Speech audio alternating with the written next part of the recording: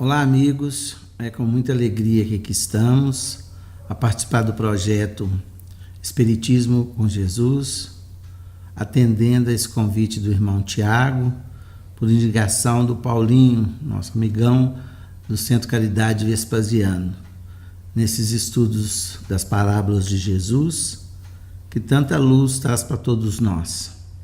E na oportunidade da noite, nós vamos estar estudando a parábola dos dois filhos, para o nosso entendimento, para a busca dessa mensagem que Jesus sempre nos envia para a nossa reflexão, para a nossa transformação, auxiliando-nos na conduta.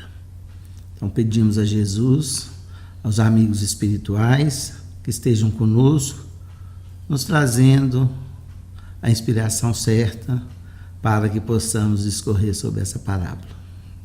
Então vamos começar. A parábola, nós temos que analisar primeiro o contexto, para a gente compreender por que Jesus trouxe aquele ensinamento que se transforma numa parábola. E nessa parábola, o contexto de Jesus está no Mateus, no capítulo 21, onde Jesus tem a entrada triunfal, chamada entrada triunfal de Jerusalém, né? Onde ele pede àqueles seguidores que busquem uma jumenta, um jumentinho, para que ele pudesse entrar na cidade. E tudo isso aconteceu para que se cumprisse, né, o que foi dito no Antigo Testamento, que falaram que esse Messias entraria na jumenta e um jumentinho. E aqueles que receberam Jesus em Jerusalém colocaram as suas vestes, né, para que pudesse passar por cima. Então, o caminho ficou cheio de enfeites, daqueles que eles pudessem colocar como se fosse um tapete de roupas, né, e de ramos, para que pudesse Jesus ali entrar na cidade de Jerusalém.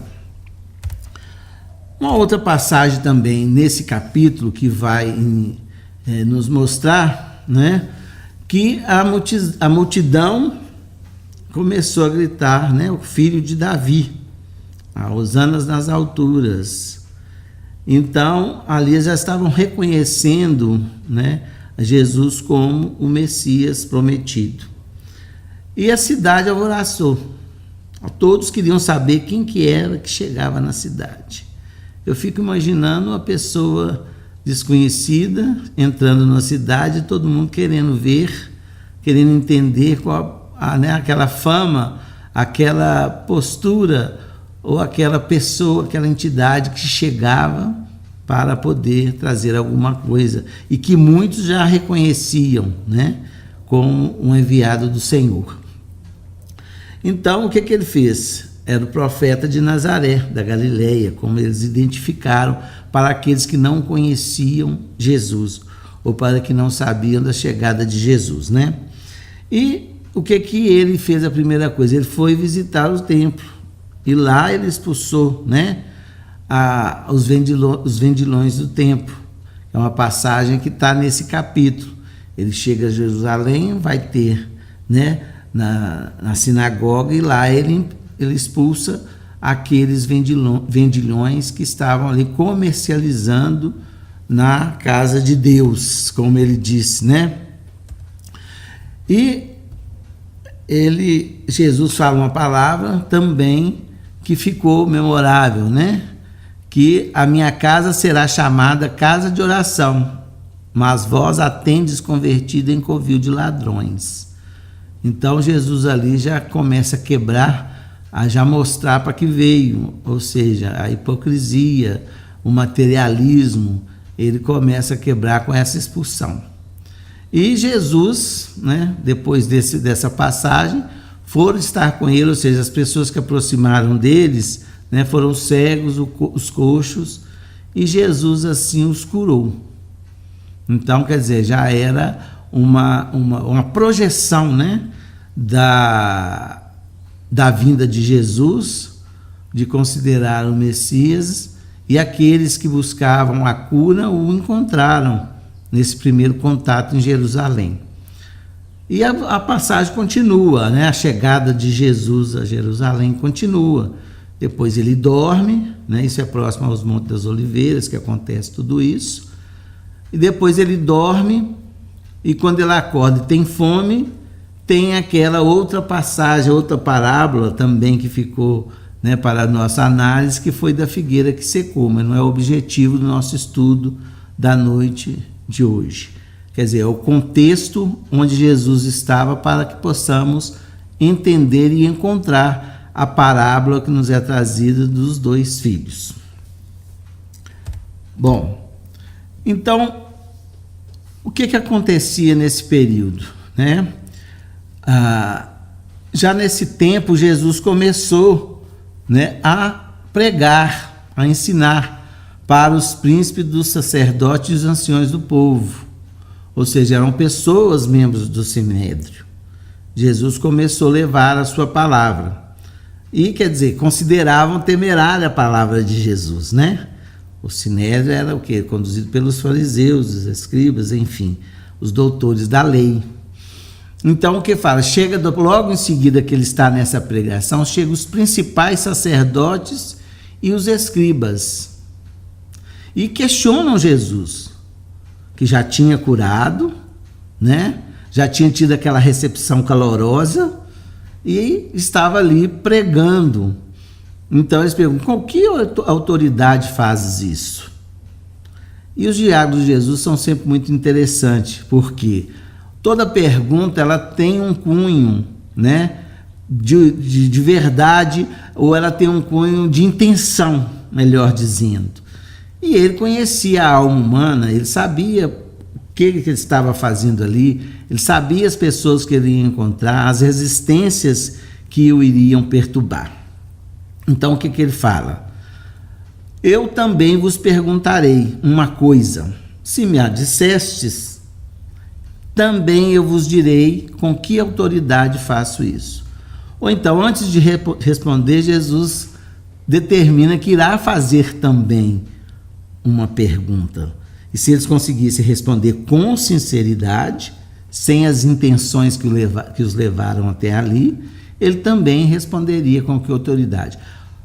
Intrinsecamente, o que é que Jesus fala? Se vocês compreenderem, né, me der essa resposta com clareza, eu vou entender que vocês me reconhecem, né? Aí vocês poderão entender a minha resposta. Senão, eu não vou responder, porque não ia atingir o objetivo, ou não ia participar das intenções, né, desafiadoras do pessoal do Sinédrio. Então, o que ele fala? O batismo de João, de onde era? Do céu ou dos homens? E essa foi a pergunta que ele fez. Aí eles ficaram pensando: se dissermos do céu, ele nos dirá: então por que não crestes? E se dissermos dos homens, tememos o povo, porque o considera João como profeta. Olha a sabedoria de Jesus, né? E nós vamos entender essa pergunta de Jesus, porque não tem nada a ver com o que eles perguntaram para ele, em primeiro olhar. Mas nós vamos entender que Jesus, nesse momento, ele tinha um objetivo claro. E já viu o quê? A hipocrisia deles, porque eles estavam pensando: como vou responder para mim poder satisfazer? Eles tiveram os 2 caminhos. Se fosse do céu, né, era para saber o que Jesus estava fazendo ali. Se fosse dos homens, teriam que respeitar a trajetória de João Batista como anunciador do Messias, que já tinha o quê? A aceitação da multidão como um profeta. Então, o que eles optaram? E respondendo, eles disseram: não sabemos. Aí Jesus disse: nem eu vos digo que autoridade faço isso. Aí que nós entramos no contexto principal da parábola.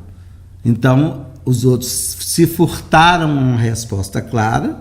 Aí Jesus falou: então não adianta eu responder nada, né? Porque não chegaremos a objetivo algum. Então, Jesus, naquele momento, ele já condena a hipocrisia, né? E a hipocrisia, esta hipocrisia mostrada pelos que ali o questionavam, os principais sacerdotes e os escribas, nós vamos entender por que Jesus não responde, porque eles não puderam afirmar a questão do batismo, né, através de João Batista.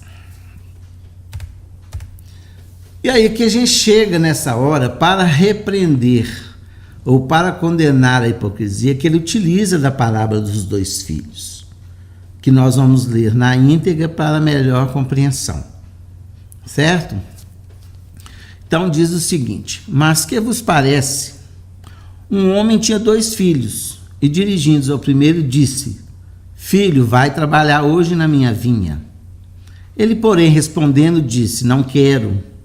Mas depois, arrependendo-se, foi. E dirigindo-se ao segundo, falou de igual modo.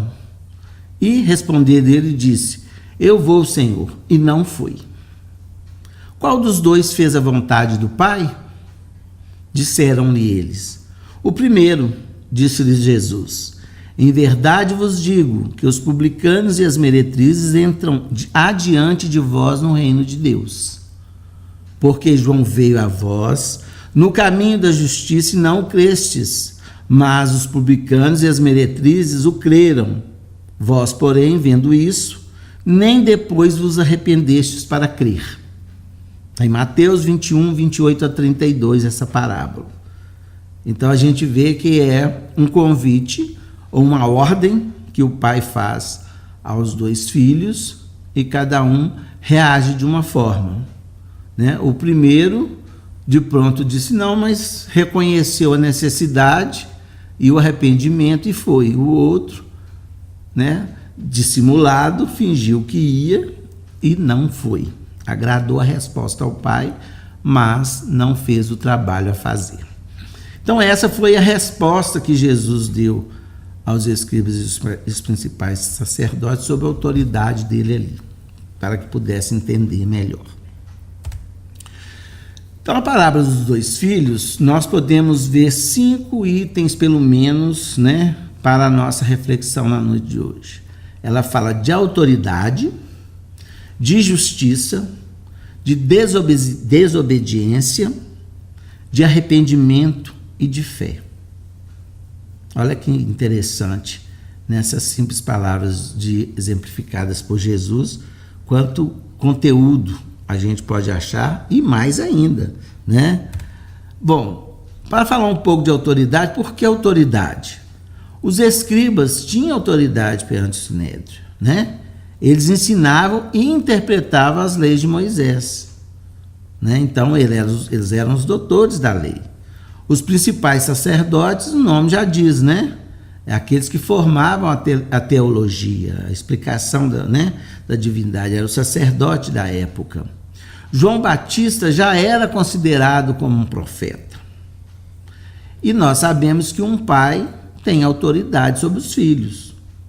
Então nós vimos aí 4 pontos, 4 envolvidos com autoridades maiores em cada área, né? Então eles questionaram a autoridade de Jesus, porque eles se sentiam com autoridade. João Batista era uma autoridade, né? Um pai sobre o filho é um exemplo de autoridade, e aí que eles vão questionar, e a autoridade de Jesus? Por isso que eles queriam saber, por que Jesus estava falando, pregando para aquelas pessoas? Então nós vamos ver o entendimento aqui. Nós podemos marcar o ministério de Jesus quando ele foi batizado por João Batista. Apesar de João Batista não se sentir no direito de batizar Jesus, né, ele fala para que se cumprisse as escrituras, o que estava em Isaías, né? E assim que ele saiu da água, Jesus, o que a gente vê? Aquele símbolo até utilizado até hoje, como o Espírito Santo, que é a pomba, né? E na hora que ele sai, essa pomba voa e se escuta uma voz. Este é o meu filho amado, em quem me comprazo. Em umas traduções, em quem me agrado. É o atestado, né, que ele seria o Messias prometido lá na velha Escritura. Então ali foi um atestado. Por isto que Jesus sabiamente pergunta a ele o que eles achavam do batismo. Se era do céu, né, ou se era dos homens. E eles ficaram apertados com a pergunta, porque aquilo era um atestado da autoridade de Jesus, e pela hipocrisia eles fingiram que não sabia. Tanto de um lado quanto do outro, a resposta era satisfatória a Jesus, né? E essa justiça também que está intrínseca, a justiça do cumprimento, né, de tudo aquilo que tinha sido estabelecido, né? Tinha tudo que tinha sido preparado para a vinda de Jesus. Isso nós vamos encontrar em Mateus, no capítulo 3, de 15 a 17. Então, o batismo de Jesus, ele inaugura ou oficializa, né, o ministério de Jesus como enviado, como o Messias prometido. Então, a gente entende por que Jesus, a partir de agora, a gente entende por que Jesus cita essa parábola. Aí a gente vai buscar um pouco do significado desses dois filhos, né? Então, quer dizer, são dois grupos de pessoas, porque a parábola, ela conta com uma simbologia, né? Então, nós temos o primeiro grupo de pessoas, ou que é representado pelo primeiro filho, que diz não, mas arrependeu e foi trabalhar, né? Que representam o que Jesus fala dos publicanos e as meretrizes. Os publicanos, cobradores de impostos, né? E as meretrizes profissionais do corpo, que todos eram considerados de má vida, mas prontamente houve o arrependimento, né, pela palavra de Jesus, pelo reconhecimento dos ensinamentos de Jesus. Eles aceitaram o convite prontamente. No início não, mas depois do arrependimento, que é outro item que nós temos nessa parábola, eles vão e aceitam a trabalhar na vinha. O outro representa o outro grupo, né? O segundo, que fala sim, mas vive de aparência, né? Vivem da hipocrisia, da aparência, né? O resultado não é muito efetivo dentro dos ensinamentos, é uma maquiagem que se usa como se estivesse cumprindo aquele convite que foi feito pelo Pai, né?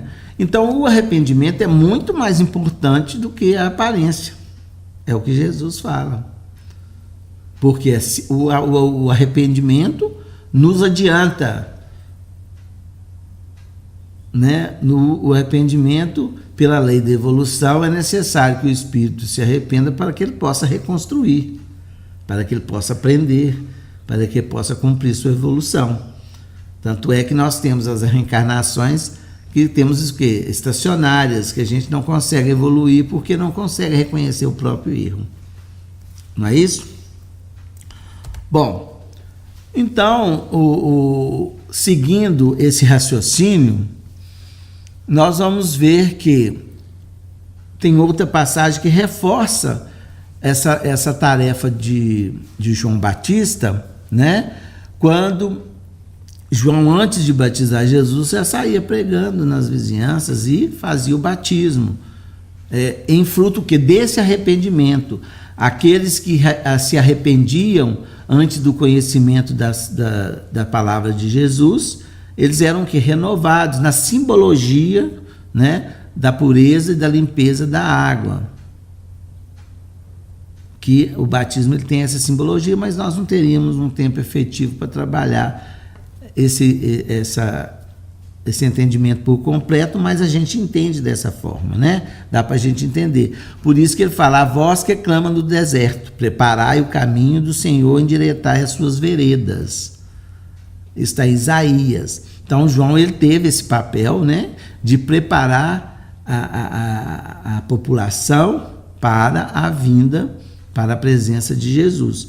Então, a autoridade que Jesus reportava estava toda na antiga escritura que foi vivida, exemplificada e trabalhada por João Batista até o seu batismo, para que se cumprisse, para que lhe desse o selo de garantia, digamos assim, como se ele precisasse, né? Tanto é que João Batista se recolhe, não, eu estou batizo os arrependidos, mas Jesus estava ali sem pecado, né? No sentido da palavra, ele não tinha cometido erros e nem abusos, ele não precisava renovar, ele era e era o que é, né?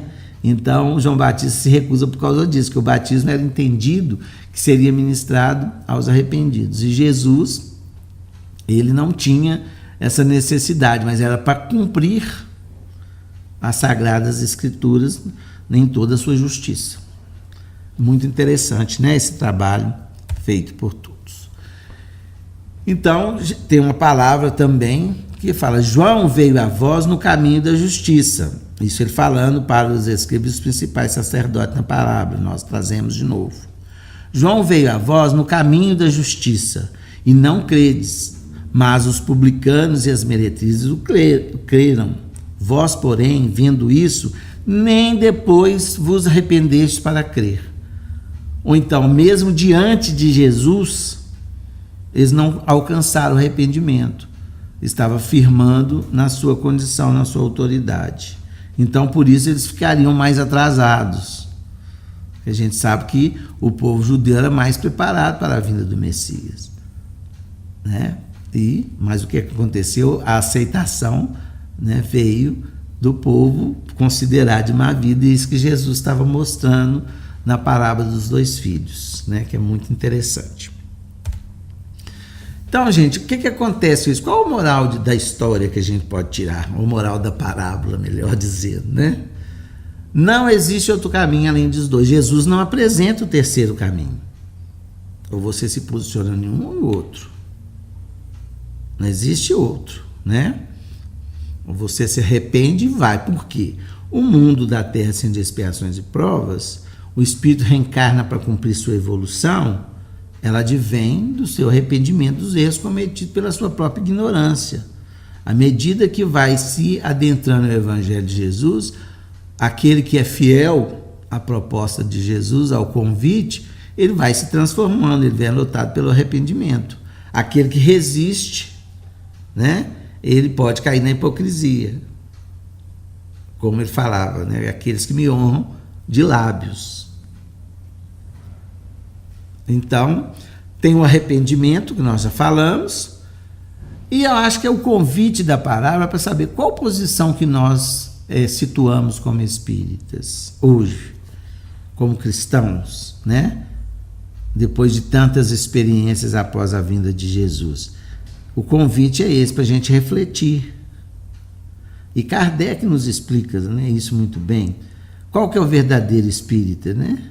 Aquele que esforça-se para domar as suas más tendências pela sua transformação moral, que é esse convite, né? O esforço para a modificação, não o endurecimento no erro e no mal. E gostaria também de reportar para nós espíritas uma reflexão, está lá no Livro dos Médiuns, que Kardec fala sobre a categoria dos espíritas. Então, está no primeiro, ele fala das facetas do espiritualismo. Está lá no Livro dos Médiuns, primeira parte, capítulo 3, item 26 e 27. Ele fala o seguinte: a classe 1, mostrando os 2 caminhos também. Os indecisos e incertos. Tem vaga intuição das ideias espíritas, sem a coordenação e precisão conferidas pelo espiritismo. Ele fala dos espiritualistas, não daqueles que dedicaram o estudo da doutrina espírita, né, e aos seus postulados. E fala do segundo, espíritas sem o saberem, possui sentimento inato dos princípios da doutrina, sem jamais ter dela ouvido falar. Nós vamos lembrar desse segundo caso, o Dr. Bezerra de Menezes, em depoimento dele após ler o Evangelho segundo o Espiritismo. Qual que é o relato dele? é como se eu conhecesse isso a vida inteira. Ele não viu novidade no Evangelho. Era natural para ele. Mas ele aprendeu lá atrás, né? Depois de Zaqueu, seu apóstolo Matias, né? E ter tido todo esse aprendizado e ter voltado como doutor Bezerra. Então, ele já tinha isso naturalmente. Então, é isso que Kardec encontrou entre alguns espiritualistas que ele conviveu e nos instrui dessa forma. Agora, dos espíritas propriamente ditos, ele nos dá 4 observações que eu acho muito importante e que tem tudo a ver com essa parábola, né, dos 2 filhos. Ele fala o seguinte, está lá no livro dos Médiuns, primeira parte, capítulo 3, item 28. Primeiro, espíritas experimentadores, os que creem simplesmente nas manifestações. Espiritismo é apenas uma ciência de observação. Então, aqueles que se detêm no fenômeno, ele chama de espíritas experimentadores. A mediunidade não é patrimônio da doutrina espírita, ela nos é explicada e comprovada pela doutrina dos espíritos, né? Mas o fenômeno em si não faz ninguém espírita, dentro da proposta que é trazida da reforma íntima, né? Da evolução. Ele dá o segundo, espíritas imperfeitos, compreendem sua parte filosófica, admiram a moral daí decorrente, mas não a praticam. Aquele filho que fala que vai, mas não vai. Né? Ele chama de espíritas imperfeitos, que compreendem a filosofia, a moral, as consequências, mas não praticam ainda. Mas ele aqui dá mais caminhos. E tem os verdadeiros espíritas, ou espíritas cristãos, como ele coloca, admiram a moral espírita, a praticam, a caridade é a sua regra de conduta. Esse aí representa aquele que aceita o convite depois do arrependimento. Assim que conhece, consegue, ou através da trajetória reencarnatória, está no estágio de já ser um espíritas, né, verdadeiro, que é o verdadeiro cristão, aí é a compreensão do Evangelho de Jesus. E ele cita mais uma ordem aqui para a gente, mais uma categoria, que a gente tem que observar muito dentro do movimento espírita. Espíritas exaltados, levados pelo entusiasmo exagerado, são iludidos pelos espíritos mistificadores, espécie mais nociva do que útil à causa do espiritismo. Então, os espíritas exaltados, né, que com esse entusiasmo exagerado, e às vezes até com a intenção de purificar, não diria, mas de levar a doutrina, divulgar a doutrina de uma forma muito iludida pelos espíritos, né, mistificadores, é o que Kardec fala, é mais nocivo do que útil à causa. Então a gente tem que tomar cuidado também como a gente leva a doutrina dos espíritos. Bom, meus amigos, é muito importante essa reflexão da parábola dos 2 filhos, né, dentro do contexto espírita, e nós vamos reportar o maior convertido, né, de Damasco, que é o Paulo de Tarso. Ele experimentou essa dureza que aqueles estavam com Jesus naquele momento, mas se transformou nesse contato com Jesus e teve a mesma fidelidade, né, como um doutor da lei, do que como cristão, né, a fibra, a coragem e o amor ao Cristo. E ele nos dá uma mensagem muito interessante, que está em Romanos, no capítulo 12, item 2. Não vos amoldem ao padrão deste mundo, mas transformem-se pela renovação da sua mente, para que sejam capazes de experimentar e comprovar a boa, agradável e perfeita vontade de Deus. Então é justamente isso, aceitar a vontade de Deus no contexto de quê? Que Jesus nos orienta, porque é um caminho mais reto, um caminho certo, né? E o padrão do mundo era o que acontecia lá naquele período de Jerusalém, né? Jesus trouxe um novo padrão. a boa nova, o mundo novo, tanto é que marcou a época, antes de Cristo e depois de Cristo, porque é um novo conceito para a humanidade. Desejo muita paz a todos, agradeço esse convite, essa participação no projeto Espiritismo com Jesus. Eu sou Eugênio Eustáquio, temos o nosso canal Eugênio Meimei, porque é o local que eu trabalho, no Grupo Espírita Meimei, no Centro Espírita Meimei, na Casa de Chico Xavier e na Aliança Municipal. Curtam lá o nosso canal, vejam os nossos vídeos, apresente aos amigos para que nós possamos continuar estudando junto. Obrigado pela oportunidade nesse projeto de Espiritismo com Jesus.